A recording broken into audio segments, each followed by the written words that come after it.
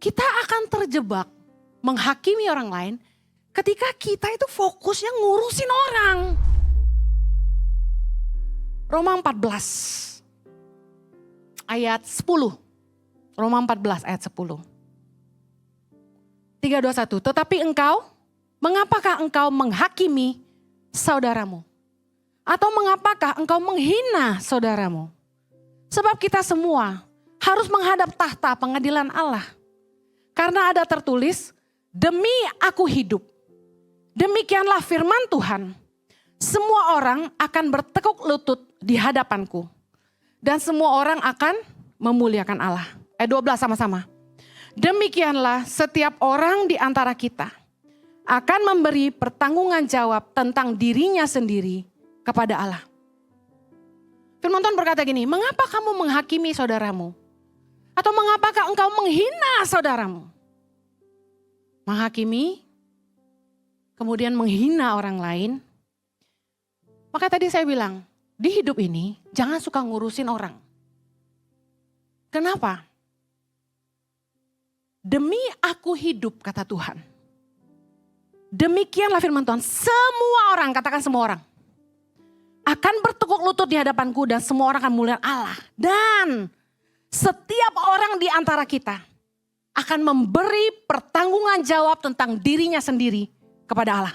Ingat suami istri, Anda akan bertanggung jawab kepada Tuhan atas dirimu sendiri. Jangan suka nunjuk orang lain. Saya nggak pusing Jojo mau saat teduh jam berapa. Saya nggak pusing Jojo baca firman berapa pasal. Saya nggak pernah ngecek. Kita akan terjebak menghakimi orang lain ketika kita itu fokusnya ngurusin orang. Ngapain kita ngurusin orang? Bayangkan ada satu kejadian seperti ini. Saya dikasih tahu, baru dengar. Bu Heni, ada sekelompok orang yang mentertawakan visi yang Tuhan kasih buat Bu Heni. Visi apa saya tanya gitu? Visi tentang melahirkan 1000 pemimpin bagi Indonesia. Mereka ketawain. Mana 1000 pemimpin? Mereka bilang gitu. Tuh lihat anak-anak asramanya katanya.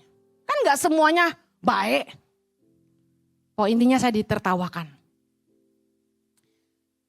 Perhatikan dia bilang. Saya pernah cerita tentang ada anak asrama yang di tengah-tengah kami kuliahkan dia malah memutuskan pergi dari yayasan. Dan pernah yang saya selesai kuliahkan dia memilih tidak mengabdi di Tangan Pengharapan. Dia mau cari kerja di perusahaan lain. Ingat saya pernah cerita itu?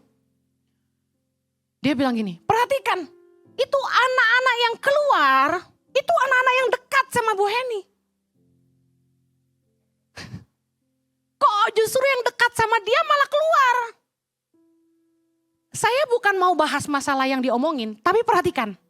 Orang ini telah mengambil waktu begitu banyak untuk merenungkan tentang hidup saya.